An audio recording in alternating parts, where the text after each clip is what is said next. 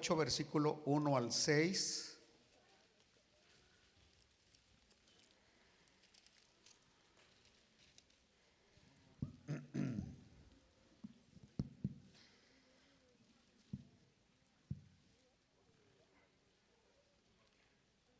¿Lo tienen listos? Habló Eliseo a aquella mujer a cuyo hijo él había hecho vivir, diciendo: levántate, vete tú y toda tu casa a vivir donde puedas, porque Jehová ha llamado el hambre, la cual vendrá sobre la tierra por 7 años. Entonces la mujer se levantó e hizo como el varón de Dios le dijo, y se fue ella con su familia y vivió en tierra de los filisteos 7 años. Y cuando habían pasado los 7 años, la mujer volvió de la tierra de los filisteos. Después salió para implorar al rey por su casa y por sus tierras. Y había el rey hablado con Giezi, criado del varón de Dios, diciéndole: te ruego que me cuentes todas las maravillas que ha hecho Eliseo. Y mientras él estaba contando al rey cómo había hecho vivir a un muerto, he aquí que la mujer a cuyo hijo él había hecho vivir vino para implorar al rey por su casa y por sus tierras. Entonces dijo Giezi: rey, señor mío, esta es la mujer y este es su hijo, al cual Eliseo hizo vivir. Y preguntando el rey a la mujer, ella se lo contó. Entonces el rey ordenó a un oficial, al cual dijo: hazle devolver todas las cosas que eran suyas y todos los frutos de sus tierras desde el día que dejó el país hasta ahora. Padre nuestro que estás en los cielos, una vez más te pedimos que puedas hablar, Señor, a nuestras vidas.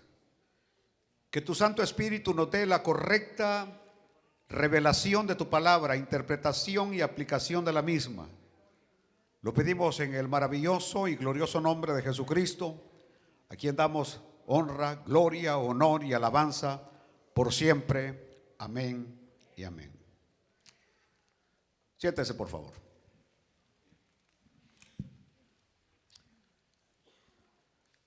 En nuestro estudio de la vida del profeta Eliseo, por varios domingos hemos estado hablando de ese personaje de la mujer sunamita, la mujer que le daba de comer al profeta siempre que andaba en su ministerio, que en un momento dado terminó convenciendo a su esposo para que le hicieran un aposento, para que pudiera descansar, donde tuviera una camita, así lo dice la Biblia, una mesita, una lamparita, y que el profeta pudiera descansar. En X momento el profeta le había preguntado a Giezi que qué podían hacer para recompensar el servicio que esta mujer les estaba prestando. El hombre Giezi había descubierto, el ayudante, que no tenía hijos, que tenían bienes, tenían una tremenda casa, una tremenda hacienda, pero no tenían hijos, y que el marido de ella ya era viejo, así como algunos de nosotros. Ya viejo, que ya no, ya parece en esa función, ya no. Entonces, el punto está de que Eliseo, el hombre de Dios, le dice que para el siguiente año ella va a estar dando a luz un hijo.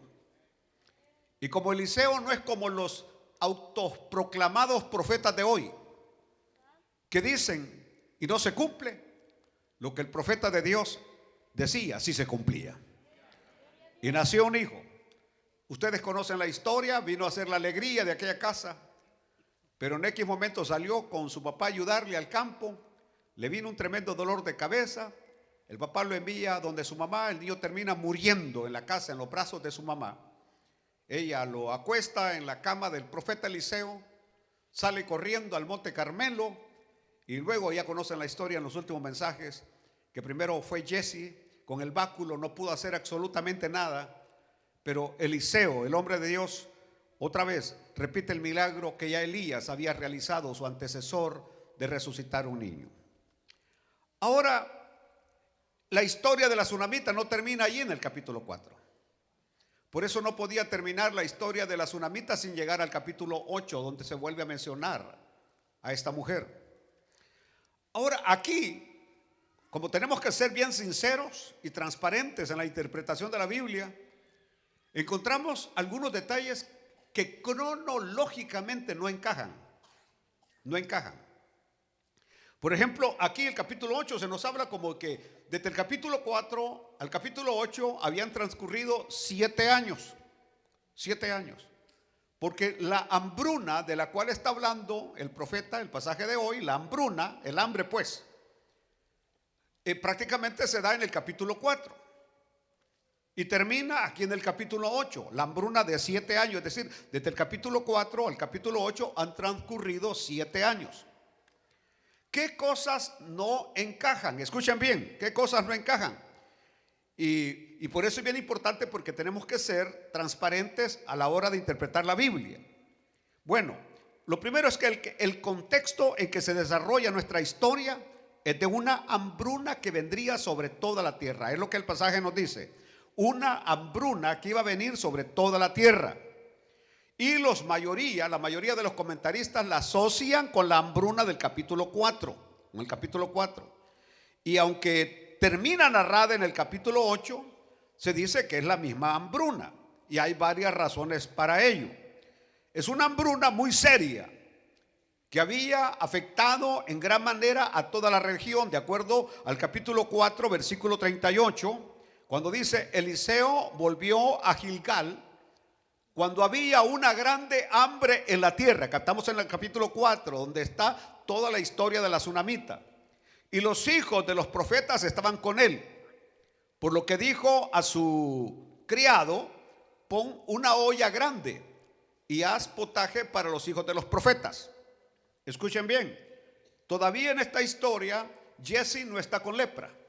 Recordémonos que a partir del capítulo 5 al capítulo 5, cuando el general Naamán de Siria va a venir, por la ambición y avaricia de Jesse, él va a quedar leproso y va a ser quitado del ministerio. Va a quedar leproso y quitado del ministerio. Entonces, por eso es que dije, la historia esta hay que saberla entender, si no vamos a decir, bueno, ¿cómo es que Jesse lo encontramos todavía en la presencia del rey en el capítulo 8? Cuando desde el capítulo 5 él ya quedó con lepra, quedó excluido, y leproso no podía estar en la presencia del rey. Inclusive nadie se le podía acercar por cuestiones ceremoniales de pureza. Entonces esto hay que entenderlo. Bueno, así que ahí encontramos en el capítulo 6, 25, hablamos cuando Samaria fue rodeada. Escuchen, la ciudad de Samaria, que era la capital del reino del norte, fue rodeada. Y hubo gran hambre en Samaria a consecuencia de aquel sitio, tanto que la cabeza de un asno se vendía por 80 piezas de plata, la cabeza de un asno, y la cuarta parte de un cal de estiércol de palomas por 5 piezas de plata. Ustedes conocen esa historia, cuando el Señor intervino de una manera milagrosa, y para un día para otro las cosas habían cambiado, porque el Señor mandó un ángel para que viniera a destruir a los que tenían cercado a Samaria. Y entonces hubo una vez más la intervención de Dios. Bueno, el punto está que ahora aquí encontramos algo. Encontramos en el capítulo 4, versículo 38 y 41, cómo los hijos de los profetas necesitaban alimentarse. Su potaje había sido envenenado, no tenían comida, eran 100 hijos de profetas. Y aquí es donde comienza la primera lección, aunque lo que estoy haciendo es ubicar cronológicamente los eventos. Qué precioso es cuando hay varón de Dios en medio de nosotros. De lo más importante que puede haber, mire, el dinero falla. Hay un momento en que el dinero falla, el dinero no sirve para nada. De acuerdo a la historia que estamos leyendo, si el hermano me regresa, cuando dice que se vendía, del capítulo 6, versículo 25, cuando dice que se vendía, ¿qué? Y hubo gran hambre en Samaria a consecuencia de aquel sitio, tanto que la cabeza de un asno, de un burro, otros burros, se vendía por 80 piezas de plata. 80, y la cuarta parte de un cad de estiércol de paloma se vendía por 5 piezas de plata. Aleluya. Entonces, es decir, había dinero, podía haber oro, pero no había ¿qué? No había comida. Prácticamente, si regresamos al año 2020, cuando se vino aquel COVID, usted tenía dinero, pero no había papel higiénico para comprar, no había comida para comprar, no había agua en las tiendas. El dinero falla, las cuestiones materiales fallan, pero el Dios que está en los cielos, ese nunca falla. Insisto, qué interesante es cuando tenemos varón de Dios en medio de nosotros. Porque aquí en la historia del capítulo 6, los profetas no tenían potaje, no tenían comida. ¿Y qué va a hacer el profeta Eliseo? El profeta Eliseo va a realizar un milagro como los que realizó nuestro Señor Jesucristo. Va a multiplicar la comida. Va a multiplicar la comida para que los hijos de los profetas se alimentaran. Y aunque este milagro lo vamos a ver independientemente, lo vamos a estudiar independientemente, el punto y la lección que estoy hoy tratando de que quede en nuestras mentes es qué importante es cuando hay un hombre de Dios o hay una mujer de Dios que le cree a Dios, porque todo radica en creer a Dios. Aleluya. Creerle a Dios. Porque el que se acerca a Dios debe creer que le hay. Sin fe es imposible agradar a Dios. Y había un varón de Dios. Así que cuando hay varón de Dios, no importa que venga hambre. Cuando hay varón de Dios, no importa que venga enfermedad. Cuando hay varón de Dios, no importa que vengan pruebas o problemas. ¿Por qué? Porque el varón de Dios tiene íntima comunión con Dios. Y Dios va a dar la solución. Y Dios va a dar la respuesta. Y Dios va a dar la salida. Aleluya. Bueno, en este capítulo, por eso digo, lo vamos a tener que analizar, porque encontramos a Jesse delante de la presencia del rey. Lo encontramos delante de la presencia del rey. En el capítulo 4, si ustedes se acuerdan, el profeta Eliseo, en el versículo 13 del capítulo 4, él, cuando le manda a decir a la tsunamita, dijo él entonces a Jesse: dile, he aquí, tú has estado solícita por nosotros con todo esmero. Es decir, nos has ayudado. ¿Qué quieres que haga por ti? ¿Necesitas que hable por ti al rey o al general del ejército? Y ella respondió: yo habito en medio de mi pueblo. Es decir, tengo contentamiento. Si tengo a Dios, es suficiente. Mas sin embargo, el punto es que en este capítulo 4 nosotros vemos que Eliseo tenía acceso al rey. Tenía influencia. Era reconocido por el rey como el hombre de Dios. Ahora, este Eliseo, que en este momento tiene la benevolencia del rey, más adelante lo vamos a ver que el rey lo anda buscando para matarlo. Porque así son los humanos. Hoy te levantan y mañana te dejan caer. Hoy te reconocen y mañana no te reconocen. Así son los seres humanos. Por eso lo más importante no es que los hombres nos alaben o que los hombres nos feliciten. Lo más importante es tener el agrado de Dios y tener que los ojos de Dios están sobre nosotros. Aleluya. Bueno, otro argumento central es que en el capítulo 8, una vez más, Jesse está hablando delante del rey. Pero de acuerdo con la historia del capítulo 5, Jesse, una vez más, por su ambición y avaricia, el profeta Eliseo le da una palabra que se cumple inmediatamente: quedó leproso.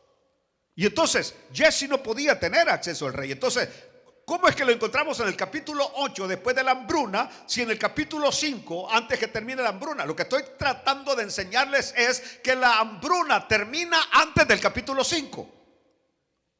¿Me están entendiendo? Porque si no, no encaja la historia. No encaja la historia. Es decir, no terminan los 7 años en el capítulo 8, sino prácticamente antes del capítulo 5. Es decir, la hambruna está entre el capítulo 4 y el capítulo 5 para que los eventos cronológicamente encajen. Si no, tendríamos un problema de interpretación bíblica. Bueno, sin importar mucho, en qué momento, en qué etapa se dio esta hambruna y se dieron estos milagros. Lo importante son las lecciones que vamos a aprender. Para mí la Biblia es un libro de lecciones. Cada versículo nos da una lección, cada pasaje nos da una lección, y no histórica. Porque la Biblia no es un libro histórico, la Biblia es un libro actual. La Biblia fue escrita para nosotros hoy, para ver qué aprendemos hoy, para aplicarla hoy. Porque las necesidades de aquellos de ayer son nuestras mismas necesidades. Los problemas de aquellos son nuestros mismos problemas. Y entonces, si aquello funcionó en aquel tiempo, si funcionó en aquel tiempo, quiere decir que puede funcionar también en este tiempo. Aleluya. Aleluya. Así que lo importante, dije, son las lecciones. Y aquí es donde entro en este mensaje corto de este día, porque va a ser un poco corto el mensaje. Lo que yo le llamo el anticipo de Dios. El anticipo de Dios. El anticipo de Dios tiene que ver que antes de que ocurra algo, Dios siempre avisa. Siempre avisa. Inclusive, por ejemplo, cuando hay terremotos. Y yo me recuerdo en un terremoto que hubo en El Salvador en el 2006. 2006 hubo un terrible terremoto. Yo estaba inclusive estudiando en el Instituto Bíblico. Y me recuerdo que yo iba en camino hacia la Unión, donde estaba de pastor. Y yo que voy llegando a la Unión cuando eran las grandes noticias, porque al mediodía vino ese terrible terremoto, que los edificios se derrumbaron, testimonios de gente que iba en una motocicleta y la tierra se los había tragado, y después del terremoto venían y decían: yo vi que ahí se lo tragó la tierra, y lo encontraban 6, 7, 8 metros abajo, enterrado con todo, todavía con la moto así, a los muchachos que la tierra se los había tragado. Fue uno de los terremotos más terribles que hubo en El Salvador. El punto está que antes de que ese terremoto sucediera, varios pastores hablaban de que unas hermanas que habían estado en un día de oración, el Señor había hablado y había dicho: díganle a mi pueblo que la tierra va a temblar, la tierra va a temblar, la tierra va a temblar. Y ninguno de ellos le tomó suficiente credibilidad o importancia a lo que el Señor estaba comunicando, y 8 días después la tierra estaba temblando. Dios siempre comunica lo que va a pasar. Así como hoy, yo no sé si ustedes lo pueden sentir, pero nosotros sabemos que algo se está dando, algo se está moviendo. El que no reconoce que estamos en el fin de los tiempos, está en otro mundo, está en otro planeta, porque algo nos dice que nuestra redención está más cerca de lo que creemos. El anticipo de Dios. Aleluya. Cuando hablamos, por ejemplo, de la venida del Señor, si usted cree que al pueblo del Señor esto lo va a agarrar por sorpresa, no. El pueblo del Señor, el verdadero pueblo del Señor, está esperando al Señor.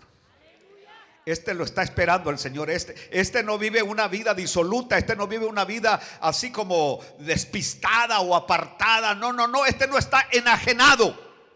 Está esperando al Señor. Lo espera en la mañana, lo espera en la noche. Nos acostamos y nos acostamos con aquel pensamiento: Señor, ¿y si en esta noche vinieras? Y nos levantamos: ¿y si en este día vinieras? Es decir, el verdadero creyente está con la expectativa de que Cristo puede venir hoy. Aleluya. El anticipo de Dios. El profeta le avisa a la mujer, aquella mujer que tanto había hecho por él. Les había dado de comer, les había preparado un lugar para descansar, y que Eliseo había correspondido, porque uno no tiene que ser nada más asadón. Aleluya. Usted no debe ser nada más profeta Entrarías. Usted debe ser también profeta Zacarías. No solamente que les llegue, pero también dar. Aleluya. Sino que también dar. El que no da no puede recibir. Porque a algunos nada más les gusta recibir, pero no les gusta dar. Y entonces esta mujer había dado comida, había dado un lugar para alojarse al profeta de Dios en respuesta a ello, ahora tenía un lindo hijo que Dios les había dado por la palabra del profeta de Dios. Aleluya. Pero ahora, observen ustedes, Dios había decidido enviar una hambruna. Y oiga la palabra que estoy usando. Dios había decidido enviar una hambruna, porque el Dios soberano del cielo puede hacer lo que le dé su regalada gana, sin consultar con nadie. Así que Dios, las palabras que usa Eliseo es: Jehová ha llamado el hambre. Y cuando el Señor le dijo: hambre, preséntate, el hambre se cuadró y dijo: sí, Señor, a su orden. Dijo: por 7 años, quiero que no haya alimento en esa región de la tierra. Lo tremendo, lo lindo y lo maravilloso es que Dios se lo hace saber al profeta anticipadamente, antes que llegara el hambre, antes que dejara de llover. ¿Y por qué va a suceder esto? Escuchen bien, porque ya habían habido 7 años de sequía con el profeta Elías. Cuando Acab el bandido, con la sinvergüenza, hechicera, bruja, hija del diablo, fea, narizona de Jezabel, que venían y estaban en contra de los profetas de Dios y que perseguían a los profetas de Dios. Entonces, y que decían que Dios estaba muerto porque Dios no hacía nada por defender a los suyos. Entonces se presentó el profeta vestido de camello, con pelo de camello. Aquel indio se presenta delante del rey, llega hasta la presencia de aquel malvado hijo del diablo, pecador, engendro del demonio. Aleluya. Y le dijo: vive Jehová en cuya presencia estoy. Pero le dice lo siguiente: que por mi palabra no va a llover por 7 años en la tierra hasta que yo diga. Y dijo y se fue. El rey malvado con la reina malvada se quedaron ja, ja, ja, ja. Pero de repente la palabra se cumplió para que supieran que Jehová es el Dios vivo. Ahora, la gran pregunta es: ¿se arrepintieron después de eso? No, no se arrepintieron. A tal grado que cuando llegan al monte Carmelo, que reúne a los profetas de Baal y los reta: ¿para qué vamos a estar aquí en este problema? ¿Hasta cuándo claudicaréis entre 2 pensamientos? Si Jehová es Dios, servirle. Y si Baal, si la Virgen de Guadalupe es diosa, servirle. Pero no pueden servir al Dios del cielo y servir a una imagen. Aleluya. Y el Dios que conteste con fuego, ese sea Dios. Y mire lo que dice el profeta: el Dios que haga descender fuego. Y Baal era el Dios del fuego. Es decir, como que los profetas dijeron: mira, si nos hubieras puesto una prueba diferente, hubiera estado difícil para nosotros, pero el Dios que nosotros adoramos, Baal, es el Dios del fuego. Así que nos las pusiste fácil, porque Baal es el Dios del fuego. Lo que no vieron era el aspecto físico, que el fuego no baja, el fuego sube. El fuego sube, no baja. Y el Dios que haga descender fuego, ese sea Dios. Y el único que logró que descendiera fuego fue el Dios de Israel, que consumió el sacrificio. Ahora, después de eso, ¿se convirtió acá? ¿Se convirtió Jezabel? Al contrario, cuando mataron a los profetas de Baal, dijo: así me haga a mí, que mañana la vida de Elías estará como uno de estos profetas. Ya conocemos la historia, que Elías salió corriendo, huyendo. No huyó de 400 hombres, pero le huyó a una mujer. Quiere decir que una mujer tiene más poder y más influencia y más que 400 hombres. Una mujer te puede hacer temblar. Te peleas con ella y en lo que te saliste de la puerta ya se desarmó la nariz. Para cuando llegue la policía, mire cómo me hizo. Así que ese aruñón que se lleva no es nada. Mire cómo estoy. Y empapa el montón de papeles con. ¿Entendió? Ahora que están los teléfonos, usted puede librar, filme todo. Desde que comienza la plática, la conversación, filme para que no hayan malas interpretaciones. Aleluya. Porque Elías huyó de una mujer, de una bruja, porque así la Biblia así la llama, hechicera, bruja. Aleluya. Pero bueno, el asunto ahora es Eliseo. Dios viene y le dice a Eliseo que ha llamado al hambre. Jehová ha llamado el hambre. Y viene Eliseo, le aconseja a la tsunamita que se vaya con toda su familia por este tiempo.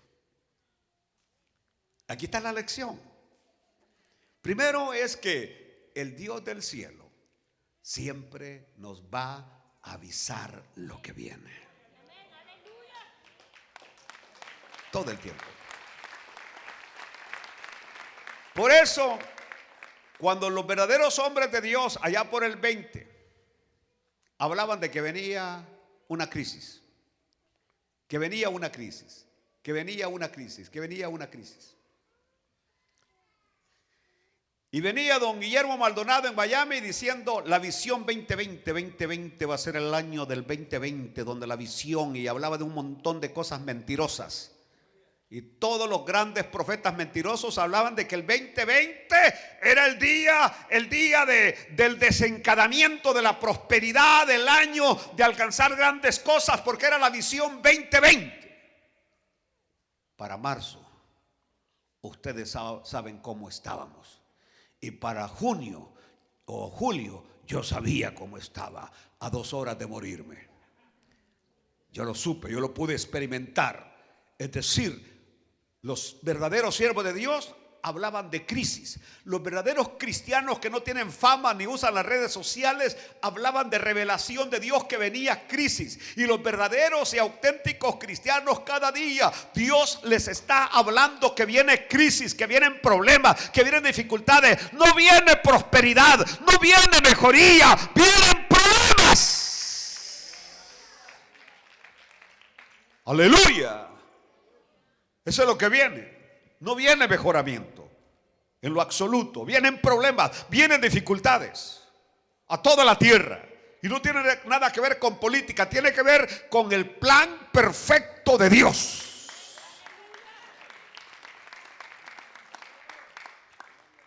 Entonces, antes del desastre,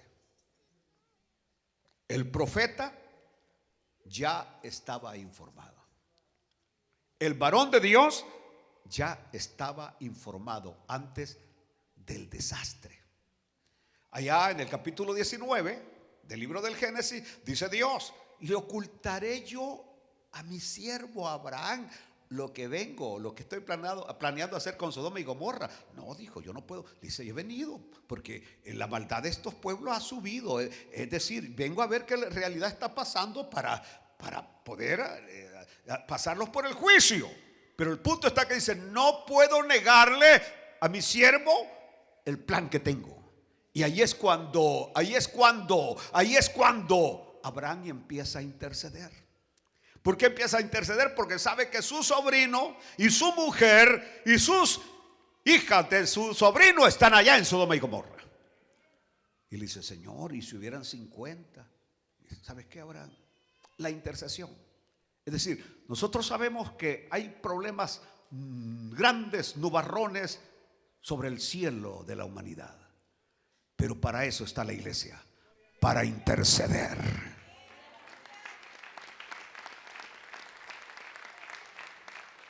La iglesia tiene que interceder.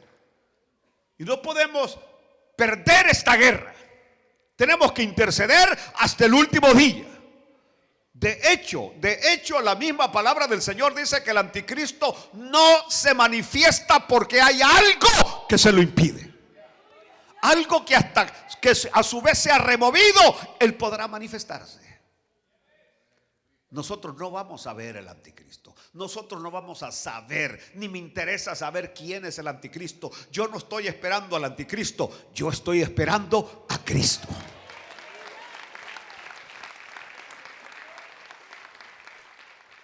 Aleluya. Antes del desastre el profeta ya estaba informado. ¿Por qué? Por la afinidad que había entre él y Dios. La afinidad que había entre él y Dios. ¿Sabe cómo es esto? Vaya, como los músicos. Los músicos solamente hacen un medio toque y ya saben qué canto es y saben por qué término van. Yo con los míos, como no ensayo nunca. Hoy en la mañana yo comencé por sol y el otro y el bajista iba por do. A los 2 minutos, bueno, no a los 2 minutos, a los 30 segundos dio cuenta que el canto no iba. Entonces, ¿por qué? Porque no ensayamos, no estamos afinados. Cuando la persona no está afinada con Dios, no sabe ni dónde está, ni cómo está, ni nada, porque no hay afinidad con Dios. Pero el que está afinado con Dios, es decir, está en la misma sintonía con Dios, tiene el mismo wifi con Dios, está sincronizado con Dios, aleluya, sabe lo que está pasando. Aleluya, aleluya. Usted que en vez de estar oyendo Radio Benecer anda oyendo La Ranchera. Y como está cerca la frecuencia, ¿en qué frecuencia es La Ranchera? Ah, vaya, no lo van a decir pues. Aleluya. Alguien me dijo, bueno, es que como antes salía el cuervo ahí, me dice, por eso es que la tenemos ahí. No, ¿cuál cuento? Simplemente usted todavía no ha salido de Egipto. Usted todavía ha quedado en Egipto. Pero regresemos, no hablemos de cosas tristes hoy. Aleluya. Entonces, él tenía conocimiento de lo que Dios iba a hacer. Eliseo tenía conocimiento de lo que Dios haría. Y por eso, escucha el término que voy a usar, pudo avisar con seguridad a la mujer que les había ayudado de lo que venía. Por supuesto, las lecciones aquí van a ser muchas.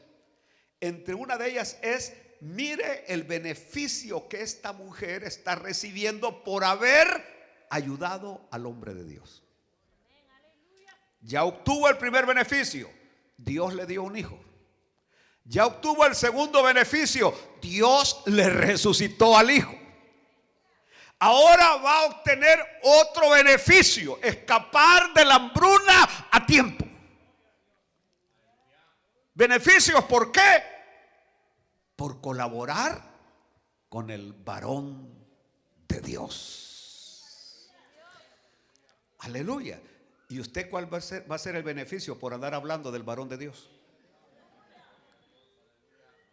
Porque algunos son buenos para destruir al varón de Dios, no para ayudar al varón de Dios, para destruir al varón de Dios, a su líder, a su pastor de zona, a su supervisor, al pastor de la iglesia. Usted va a llevar fuego, como dice aquel bandido de Honduras. Ese no es cristiano ni es nada, pero así, fuego van a llevar. Aleluya. Bueno, este punto para mí es importante, porque esto no era una indicación cualquiera. Lo que Eliseo le está diciendo no era una indicación cualquiera. ¿Por qué razón? Porque esto conllevaba una serie de preparativos y decisiones. Por ejemplo, ellos tenían una hacienda con su esposo. Es decir, tenían gente trabajando con ellos. Imagínense ustedes, ¿qué va a pasar de toda esta gente que yo le doy trabajo todo el año? Cuando algunas veces yo he tenido grandes pérdidas en los cafetales en El Salvador, y de repente vienen hasta mi familia: vende eso, ya papá, venderlo. Mira, ¿para qué vas a? Mira las pérdidas. Le digo, ¿y quién le va a dar de comer a esa gente que está ahí, que trabaja ahí todo el año? Estos campesinos que viven de eso, que viven de ese cafetal, ¿quién le va a dar de comer? Así que yo tengo que de alguna manera, en algún año la cosecha va a ser muy buena y vamos a recibir para emparejarnos, pero no puedo hacer eso. Para mí este fue uno de los problemas que ellos tenían. ¿Qué va a pasar con la gente que trabaja en nuestra hacienda? Y luego, escuchen bien, si usted le dice a su esposa, empaca todo porque ahorita el profeta dice que nos vamos, ¿usted cree que la esposa le va a obedecer? ¿O va a querer cargar la carreta con un montón de cosas? Pero ¿y mi ropa que está en el closet? Y mis zapatos verdes, mis zapatos amarillos, porque como ahora tienen zapatos para cada vestido, ¿no? ¿Me están oyendo? Es decir, hablamos de preparativos, decisiones, dejar aquella casa que tanto les costaba, aquella casa que tanto habían arreglado, aquella casa que era aquí el patrimonio de ellos, la hacienda de ellos, dejarlo todo por 7 años. Y que aquí la historia nos dice que cuando regresan, ya en la casa había alguien.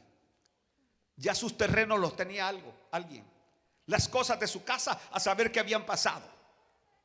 Es decir, decisiones trascendentales.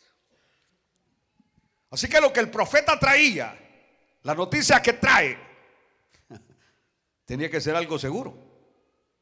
Tenía que buscar un lugar en el exterior para irse. Imagínense ustedes si esto hubiera sido nada más una suposición. ¿Me están oyendo lo que digo? Es decir, que les hubiera dicho, miren, yo creo que va a venir una hambruna, pero gracias a Dios, que Eliseo no era como los autoproclamados profetas de hoy. Porque yo vi a un bandido hace poco diciendo, aquí en esta iglesia hay una hermana de apellido, y voy a decir el nombre, yo sé que hay varias hermanas acá, pero dijo, de nombre María, que tiene una gran enfermedad. Si yo pregunto en esta tarde, pero con sinceridad, ¿hay alguna María aquí que tiene una tremenda enfermedad? Levante la mano. Una María que tenga una tremenda enfermedad. No menos de una mano se va a levantar de Marías que tienen una tremenda enfermedad. Y este autoproclamado profeta charlatán, ¿quién no va a saber que si va a México a una iglesia y dice, aquí hay una hermana que se llama Guadalupe y que tiene una gran enfermedad? Hasta hombres se llaman Guadalupe. Aleluya, aleluya. Si yo digo en esta iglesia en este momento hay una hermana que tiene grandes complicaciones por la menopausia, ¿cuántas levantarían la mano? Y si preguntara en esta iglesia cuántos hombres han perdido el vigor de hombre,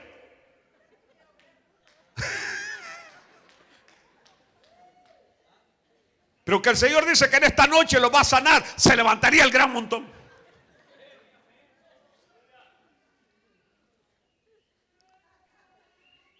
Gracias a Dios que Eliseo no es como los charlatanes de hoy. Eliseo decía tiempos específicos, cosas específicas. Aleluya. No es como que aquí hay un hermano que está orando por una casa y que el Señor dice en esta noche que la casa, mi querido hermano, por la casa que estás orando, el Señor te va a dar la casa. ¿Cuántos están orando por una casa? No, un montón. Que no quieren hablar otra cosa porque saben que nada más estoy payaseando. Pero ¿quién no está orando por una casa? Aleluya. Que el Señor dice que aquí hay una hermana que ya le dejó el avión, ya le dejó el tren, ya le dejó el taxi, ya le dejó todo. Pero que ya usted cree que ya, dice el Señor, que ahí viene por lo que está orando. Un montón de viejitas que se van a emocionar usted.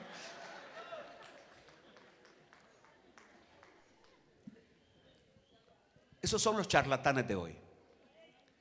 El Señor no ministra de esa manera. Cuando el Señor ministra, apunta directamente usted. Pase usted. Y el Señor revela todo lo que está pasando con ese ser. Y no porque alguien fue a platicar con él, porque algunas veces usan espías para ir a platicar. Los evangelistas, el que los va a recoger al aeropuerto empieza a sacar las tripas. Es decir, aquel que los va a traer diga todos los problemas que hay en la iglesia para poder predicar de acuerdo a los problemas que aquel le dice que hay en la iglesia.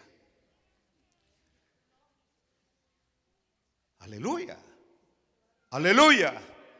¿Y cómo está la iglesia? Usted, mire, bien, está bien. ¿Y qué problema? No, pues fíjese que hubo un hermano que le quitó la mujer a otro. De veras. ¡Pah! Espada desenvainada. O sea, y la gente dice, bueno, ¿y cómo lo supo? ¿Y quién le dijo? Esto viene de arriba, esto viene de lo alto. ¿Cuál de lo alto?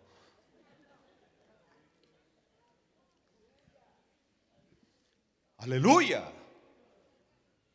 Por eso siempre van con uno de pastor. ¿Y qué tal, varón? ¿Y qué tal las cosas? ¿Y cómo sucede? ¿Hay crecimiento? ¿Hay estancamiento? ¿Qué hay? Porque quieren simplemente indagar qué es lo que hay para sacar material. Aleluya. Aleluya. Bueno, en cambio, el verdadero profeta de Dios sabe con absoluta exactitud lo que va a suceder. Y genera confianza. Que cuando ese hombre o esa mujer le habla a uno, genera confianza. Ya le he dicho que yo ya me morí un montón de veces. Porque todos los años dice, prepárese varón que este año se va. Y no llega. Y como yo primero lo que quedo, me le quedo viendo desde arriba para abajo. Y le veo que el pelo lo anda verde. Dije, este puede tener plante de cualquier cosa, pero no de profeta de Dios. Aleluya. Aleluya. Bueno, dije que genera confianza. Y por eso cuando ella escucha la recomendación de Eliseo, ¿usted ve duda en ella? ¿Hace preguntas?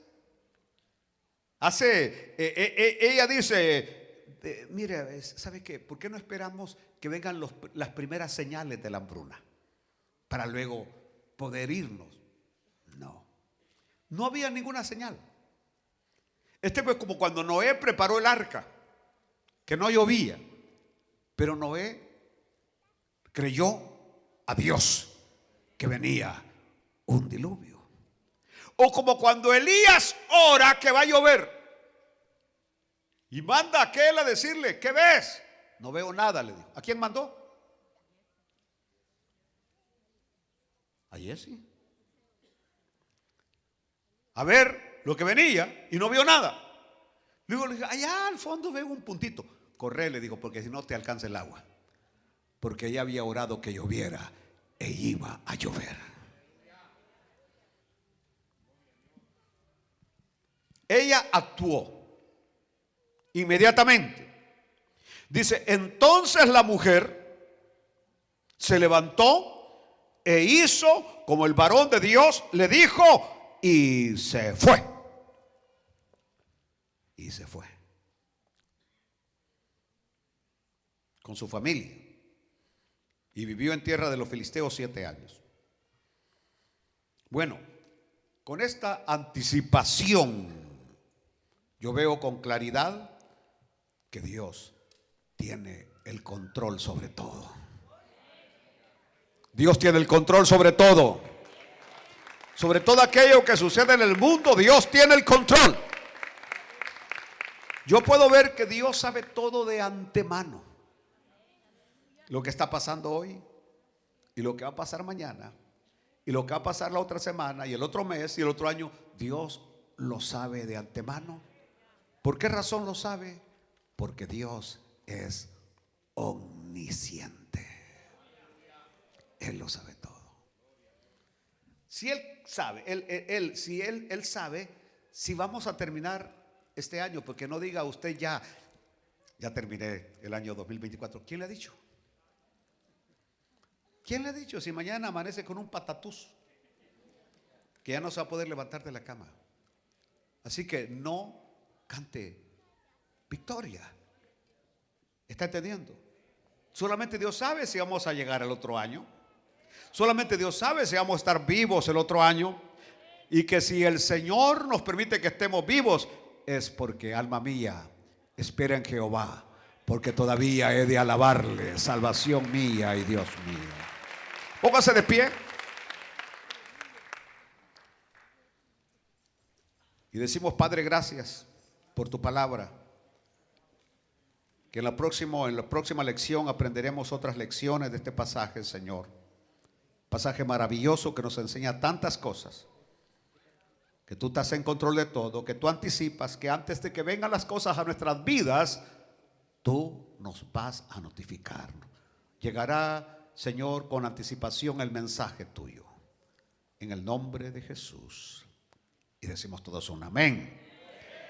Voy a preguntar, los muchachos van a venir a cantar un canto mientras estamos preparándonos después para la Santa Cena. Pero quiero preguntar si alguna persona no tiene al Señor en esta noche y quiere entregarle su vida al Señor Jesús. ¿Hay alguien que le quiera rendir su vida al Señor